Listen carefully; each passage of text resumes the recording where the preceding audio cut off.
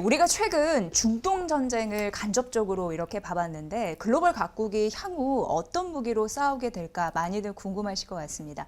정재욱 교수님 모셨습니다. 윤님들께 소개를 해드릴게요. 교수님 반갑습니다. 반갑습니다. 네.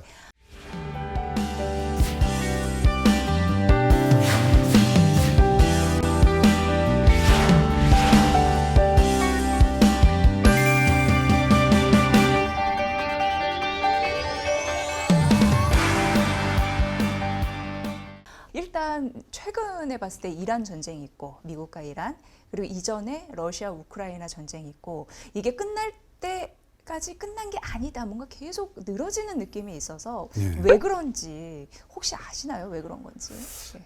참 전쟁은 빨리 끝나면 좋은데 네. 지금 우크라이나 전쟁 같은 경우도 지금 벌써 5년째 접어들고 있거든요. 그럼 1차 대전이 처참하고 컸던 전쟁도 4년 만에 이렇게 종결이 됐고, 근데 이게 지금 5년째 접어들고 중동 전쟁도 지금 뭐 쌍방간에 이란, 미국 간에 이렇다 할 뭐 결정적인 승리를 거두지 못하고 협상 국면으로 이렇게 들어가고 있단 말이죠.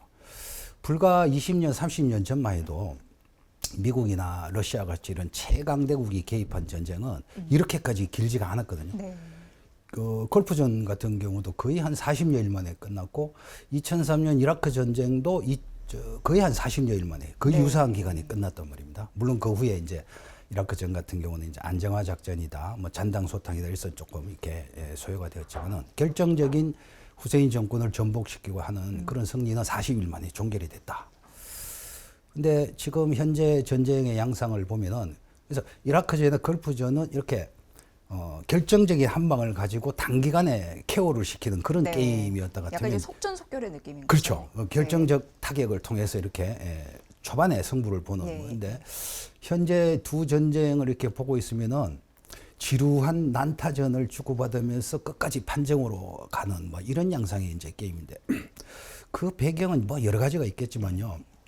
제가 봤을 때 가장 두드러진 원인은 이제 전장의 투명화라고 볼 수 있겠어요. 전장의 투명화. 전장터가 눈과 귀가 너무 밝아졌고 다 보이고 다 들린다는 거예요. 기존의 전쟁 같은 경우는 19세기에 이제 칼폰 클라우제비츠가 이 전쟁에 대한 조예가 가장 깊은 이제 인물이고 또 군사 전략가죠.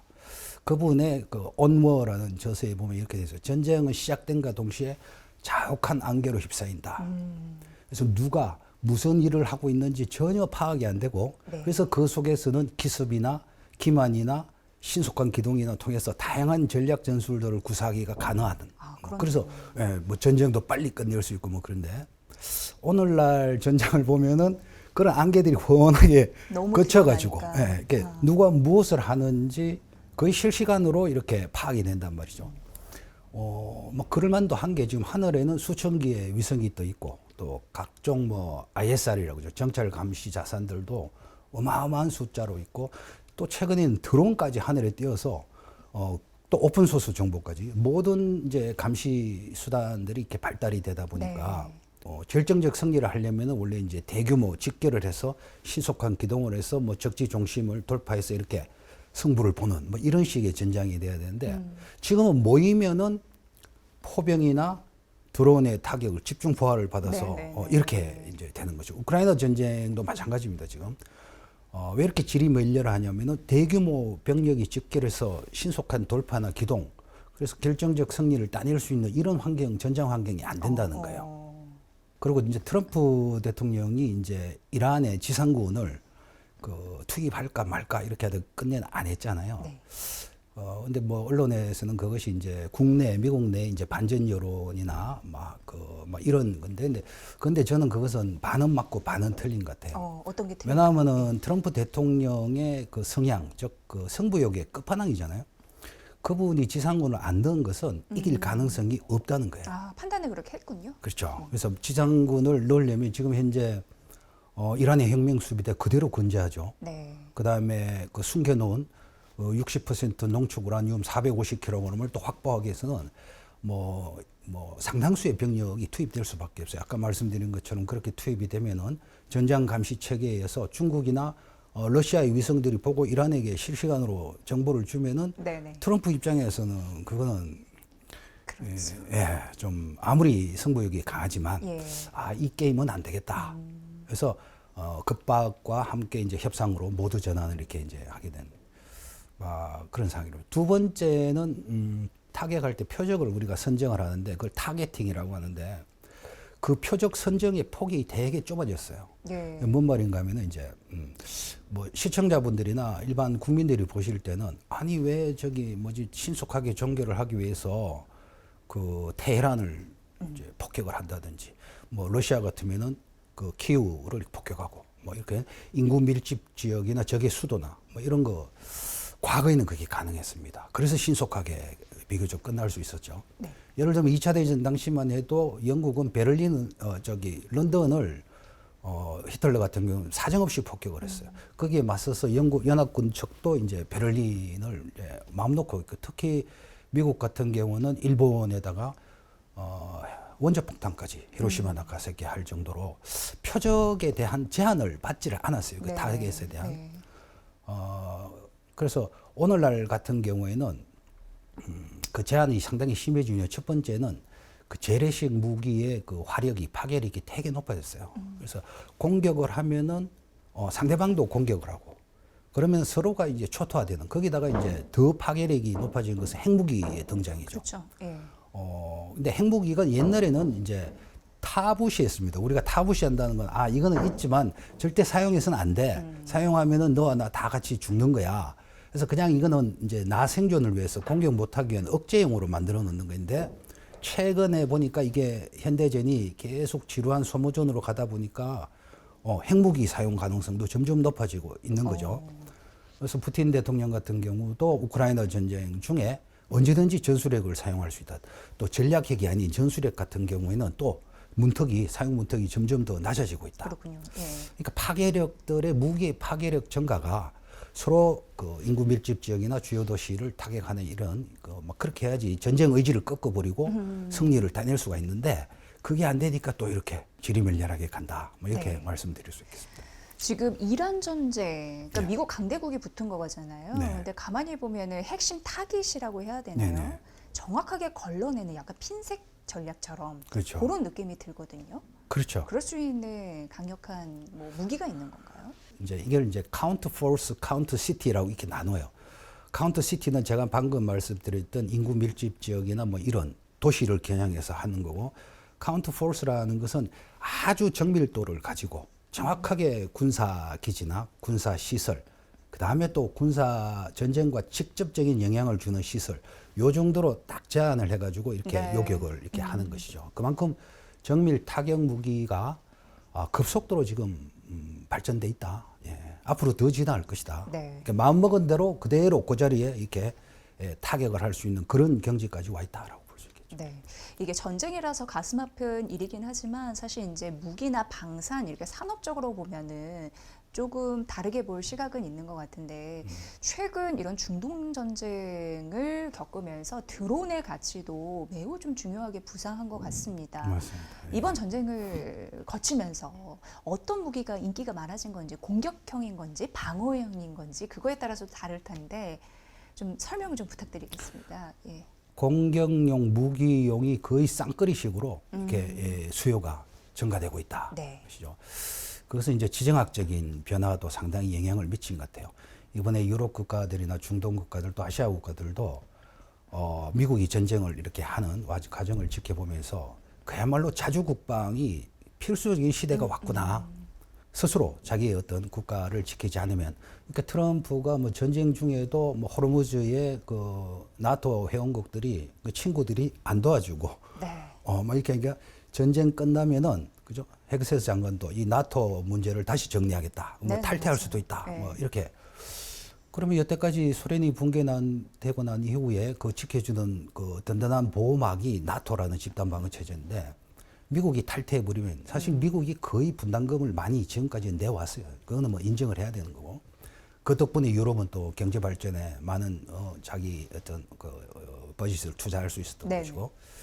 근데 이제는 트럼프의 이제 자국 우선주의와 이런 것들이 되니까 이제 회원국들 스스로도 이거는 자주국방력 증강이 이제 필수적이다.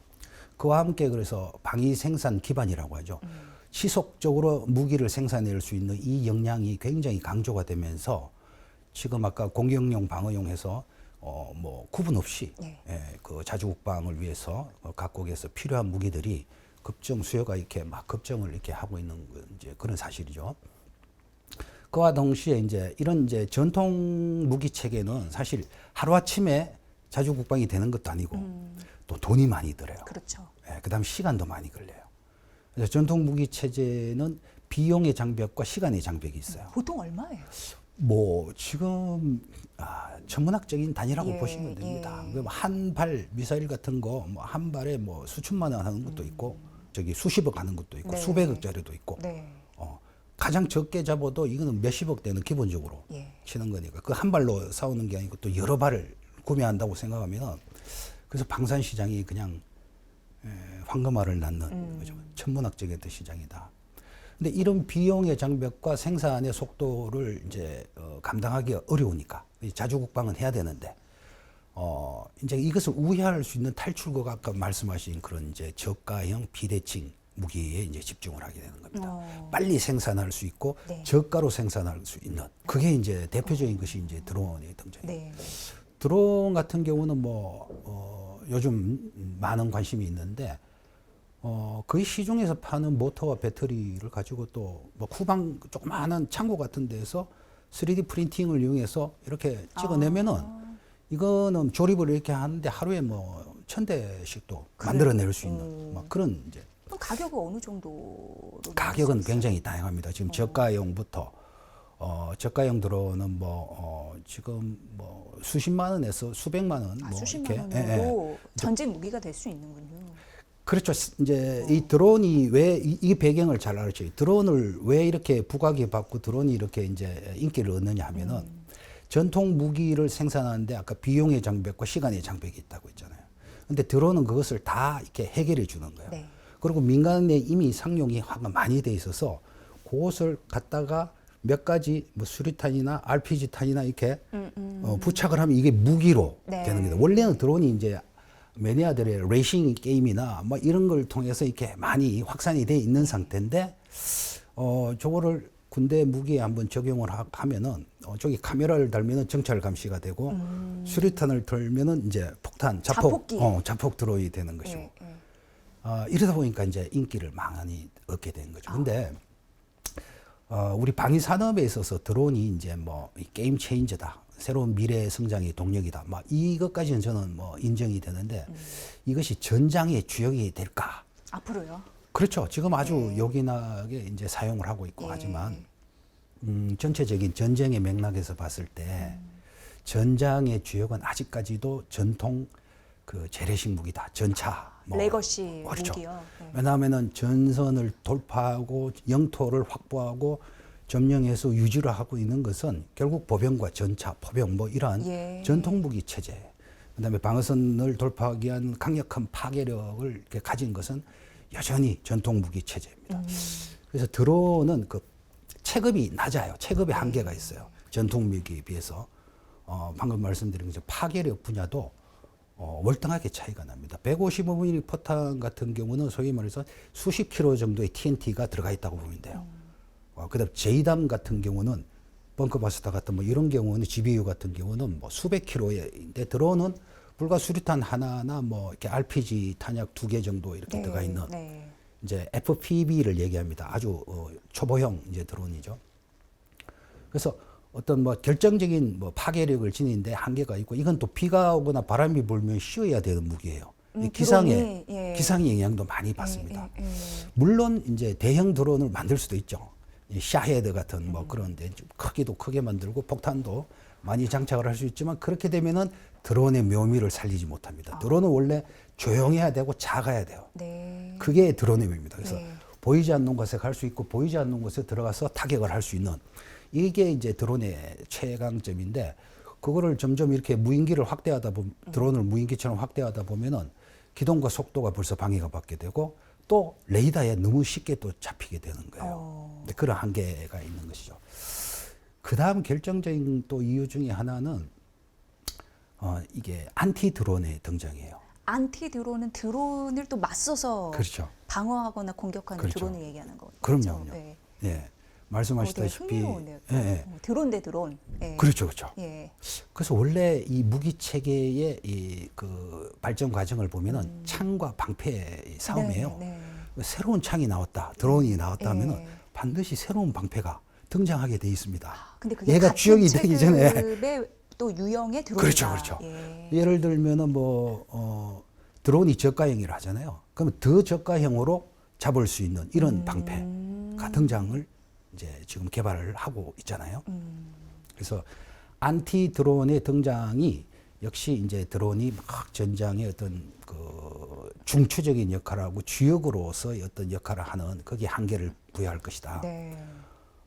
안티 드론 같은 경우는 지금 한 세 가지 정도 유형이 있어요. 어떤 건가요? 먼저는 이제 소프트 킬이라 해서 뭐 이렇게 하드웨어를 이렇게 직접 타격해서 이렇게 파괴시키는 게 아니고 드론이 움직일 수 있는 GPS 어떤 그 전파를 차단한다거나 또 드론과 조종수와의 어떤 통신 체계를 차단하기 위한 전파 방해죠.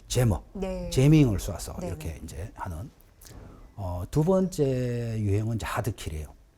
소위 말해서 우리가 예전에 SF 영화에서 봤을 때 스타워즈에 나왔던 그런 레이저 네, 네. 무기 있잖아요. 예, 예. 그거라고 상상하시면 돼요. 아. 우리나라 같은 경우는 이미 개발을 완료해서 예. 블락1 청광이라고 해서 예. 배치를 했고 예. 지금 벌써 블락2 더 업그레이드된 버전으로 가고 있죠. 근데 이것이 뭐 한 발 발사당 뭐 시중에 알려져 있는 것처럼 2,000원 정도 이렇게 밖에 안 돼요. 이게 전력만 이렇게 배터리만 공급해 주면은 무한정으로 쏠 수 있는 이제 그런 것이죠. 아, 그래요. 물론 이거는 이제 스나이퍼 같은 거예요. 레이저 이렇게 총은 여러 명을 한꺼번에 군집 드론에는 네. 감당이 안 돼요. 네. 벌떼처럼 이렇게 오는 네. 거는. 근데 이제 이렇게 몇몇 드론을 이렇게 소규모 드론을 정확하게 격추하는 데는 되게 표적으로 딱 그렇죠, 숨고. 그렇죠. 아. 저격수의 어떤 군집은 스나이퍼 안 같은. 되고. 네네네. 예. 그래서 그 군집 드론이 요즘 방산 시장의 최고의 화두입니다, 사실은. 벌떼처럼 날아오는 이 드론대를 어떻게 막을 것이냐. 네. 레이저로 막을 수도 없고, 예. 뭐 그렇다고 비싼 미사일을 계속 쓸 수도 없고. 그래서 가장 지금 관심을 받고 있는 것이 HPM이라는 고출력 마이크로웨이브파예요. 우리가 통상적으로 전자 레인지 있잖아요. 스마트폰을 파괴시킬 때는 총으로 쏴서 이렇게 못 쓰게 만들 수도 있지만 네. 전자레인지 안에 넣고 이렇게 돌려버리면 마이크로웨이브파가 와서 안에 있는 회로와 이런 것들 다 못 쓰게 만들잖아요. 그러니까 뭐 태우기도 하고 예. 그래요. 그래서 이런 마이크로웨이브파를 한 이제 부채꼴로 이렇게 구성을 해놓고 약간 파동의 느낌. 그렇죠. 파동. 예. 그러니까 이게 뭐 방고형 또는 부채꼴 형상으로 이렇게 빔이 이렇게 형성이 네. 웨이브가 형성이 돼 있기 때문에 군집 드론 같은 것을 막을 때는 아주 유용한 어떤 무기가 되는 거죠. 네. 지금 미국에서도 그 이 HPM 관련된 그 무기 지금 방산업체에서 이거에 이제 그 심혈을 기울이고 있고 우리나라도 지금 LIG 넥스원에서 네. 지금 이제 요거는 우리 방사 측에서 신속 시범 획득체고 요거는 긴급하니까 빨리 개발을 해야 되니까 이거를 지금 이제 LIG에서 설계도를 제안서를 내가지고 지금 현재 조기에 개발을 완료할 이제 그런 예정이에요. 네. 그래서 이런 안티 드론 같은 것도 나 있기 때문에 드론 자체로서 있던 독자적인 전술적 운영이나 뭐 거기에는 한계가 있다. 그리고 이제 이 드론은 기존의 무기 체계 플랫폼과 같이 결합이 될 때 그 네. 시너지가 더 낼 수 있는. 그렇죠? 그러니까 뭐 주연이 나기보다는 기존 무기 플랫폼을 이렇게 완벽하게 보완해주는 그런 이제 조연으로서의 아주 신스틸러, 네. 그죠? 뭐 그런 어떤 의미가 더 있지 않을까라고 네. 생각이 듭니다. 그러면 정리해 보면 네. 지금까지는 잘 됐는데 네. 이후에는 약간 한계점이 있을 수 있다라는 거잖아요. 그런 의미 한계점이 있다기보다는 예. 드론 자체가 가지고 있는 파괴력이나 이런 것은 말씀처럼 한계선을 명확하게 가지고 있습니다. 근데 이제 이것이 점점 이제 유무인 복합 체제에 이제 결합이 되는 것이죠. 기존 플랫폼과 이제 그 무인 드론이 결합이 돼가지고 네. 이렇게 할 때 이게 반드시 필요한 사실은 존재입니다.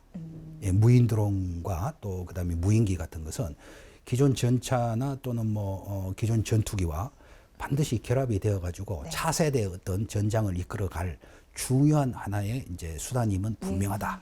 전술 전략적인 상황에 따라서 네. 이제 동일한 무기가 공격용으로 쓸 수도 있고 방어용으로도 되기도 해요. 예를 들면 대표적인 공격 무기로 분류되는 전차 같은 경우에는 전술 전략적인 상황에 따라서 방어 진지를 구축하고 참호를 들어가서 포탄만 이렇게 내놓으면은 네. 이건 훌륭한 방어용 무기가 그러네요. 돼버립니다. 그리고 또 전통적인 어떤 우리 전형적인 방어용 무기로 분류가 되는 뭐 페이트리어트나 우리 천궁 같은 경우 네. 네. 이런 경우도 저희가 기계화 부대가 이동을 하면서 공격을 할 때, 그죠? 그 기계화 부대를 보호하기 위해서 같이 따라가면서 좀 이렇게 공격용 내려오는 것을 막아주는 그런 또 역할도 할 수 있단 말이에요. 네. 그런데 이제 이게 회자가 되는 이유는 공격용, 방어용이 되는 이유는 정치 외교적인 불필요한 마찰 때문에 그래요. 만약에 우리 한국이 어떤 분쟁 지역에 무기를 이렇게 좀 지원을 해주고 싶다. 네. 그럴 때 이게 공격적 무기를 하면은 상대국에 대해서 되게 미움을 받을 거 아니에요. 그렇죠. 외교적 마찰도 생길 네. 것이고. 그래서 그때 우리는 방어용 무기로 제한해서 이렇게 좀 지원을 한다. 네. 뭐 이런 의미로. 일단 명분은 그렇죠, 그렇죠. 명분은 일단 그런 예. 식으로 이렇게 하다 보니까 이제 이런 용어들이 있는데, 여하튼 중동 전쟁 이후에 급 인기를 얻고 있는 것은 40km 이하죠. 그러니까 요거를 우리가 하청부로 합니다. 네. 우리가 이제 대공 방어가 상청부 방어가 네, 있고 네. 하청부 방어가 있어요. 상청부 방어라는 것은 한 70km 이상에 있은 그 외기권도 포함해서 그죠? 뭐 초고고도, 고고도 방어 뭐 이렇게 사드 같은 네. 에로3 뭐 네. 이런 게 있는데 제가 말씀드린 하청부 방어가 인기를 있다. 요거는 이제 40km 정도 이하에서 날라오는 부분. 왜 그런 현상이 인기를 타고 있냐면은 이번 이란 전쟁에서 또 날아온 사용된 어떤 대부분의 어떤 미사일과 포탄과 드론이 40km를 넘지가 않아요. 그 밑으로 다 와요. 심지어 그렇죠. 왜 그런 거죠? 심지어 드론은 100m, 예. 또 크루즈 미사일, 순항 미사일 같은 거 있죠. 이게 되게 100m에서 수백 미터 이렇게 날아오고, 네. 그다음에 저기 이란이 쐈던 탄도미사일 같은 경우에도 저 외기권을 뚫고 이렇게 날아오는 비싼 미사일 이런 것들은 거의 없었고, 네. 그죠? 예. 거의 중고도 방어망만 잘 형성하면은 예. 하청 방어만 잘 형성하면은 이건 안전하겠다. 그 다음에 이렇게 또 중고도 방어 체계가 이제 무기가 인기를 끄는 이유는 너무 정확한 거예요. 왜 이렇게 다청으로 나눠서 방어를 하냐면은 상청부에서 놓치면 어떻게? 그럼 중청부에서 막아야, 네. 중간에서 막아야지. 놓치면 어떻게? 이제 저청에서 막아야지. 뭐 이런 식으로 다청 방어를 이렇게 해놨던 거잖아요. 근데 이번에 천궁2 같은 거를, 이거는 이제 중고도 방어거든요. 네. 40km 이하 이렇게 오는 건데, 그때 딱 왔을 때 천궁2의 정확도를 보니까 예. 굳이 저기 공중에서 사드나 예. 에로3나 뭐 엘셈이나 뭐 이런 거 도입할 필요가 없겠구나. 오히려 비싼 거 할 필요가 없겠구나. 비싸고 느낌을. 여기 천궁은 가격도 좋지만 정확도가 어마어마하잖아요. 네. 그러니까 왜 우리가 이렇게 자꾸 이렇게 다청에 집중을 했지? 그렇군요. 이렇게 정확도 좋고 성능 좋은 무기가 있는데 사실 그 정확도는 진짜 놀라울 정도입니다. 그게 UAE 같은 경우 이제 그 상공으로 날아왔던 탄도미사일과 포탄과 뭐 드론 다 이렇게 합했을 때 30발 정도 이렇게 그 영역에서 천궁2를 사용을 했는데 29대를 네. 격추를 정확하게 시켰어요. 예. 96.7%라는 겁니다. 그게 서커 소기를 했는데도 그렇다는 거예요. 예. 그냥 탄도미사일만 날아왔으면 네. 그거는 뭐 근데 다중으로 혼잡하게 드론도 오고 포탄도 오고 뭐 이렇게 오는 와중에서도 그것을 30개를 타겟 겨냥을 해가지고 29개를 맞췄다는 것은 어마어마한, 그러니까 지금 뭐 없어서 못 팔 번호표 그러네요. 뽑는 예. 그런 저건데 그 한 발을 그 뭡니까? 한 발을 왜 놓쳤냐? 그거는 미사일 자체의 발. 어떤 문제가 아니에요. 예. 레이더 자체의 문제도 아니에요. 그럼요. 그거는 이렇게 360도 레이더가 이렇게 회전을 하면서 날아오는 표적들을 계속적으로 끊임없이 신호를 이 미사일이 보내준단 말이에요. 근데 레이더를 이렇게 360도 회전을 하는데 그 돌리는 모터 부분 있잖아요. 그것이 잠시 장애를 일으킨 것 같아요. 그래서 우리 한국의 저기 이제 업체에서 가서 이렇게 수리를 해주고 이렇게 했었는데 그게 한 발 미스한 거예요. 네. 그러니까 레이더 자체나 미사일 자체의 어떤 저거는 전혀 문제가 없었다는 거죠. 네. 그러니까 그런 뛰어난 중고도 방어 무기가 있고, 그죠? 그러니까 굳이 고고도 방위 체계나 뭐 이런 것보다, 그죠? 이제 앞으로는 40km 이하, 그다음에 드론이나 크루즈 미사일 뭐 이런 것들도 거의 그 고도에서 다가오니까 여기를 좀 집중하면 되겠다. 이제 해서 그 하층부 방어, 즉 중고도 방어와 저고도 방어 체계, 이 무기들이 대개 인기를 얻고 있는 것이죠. 네. 요님도 잘 아시겠지만 정말 알아야 싸우는 거고요. 중동 전쟁 느끼셨지만 지금 무기 발전이 엄청 혁신적으로 되고 있고 인기도도 많이 높아지고 있습니다. 근데 우리나라는 사실 또 방산 수출 대국입니다. 그런 부분에서 앞서 교수님께서 천궁 얘기를 해주셨지만 이어지는 편에서는 K방산의 위력 이런 부분을 조금 더 알려드리도록 하겠습니다.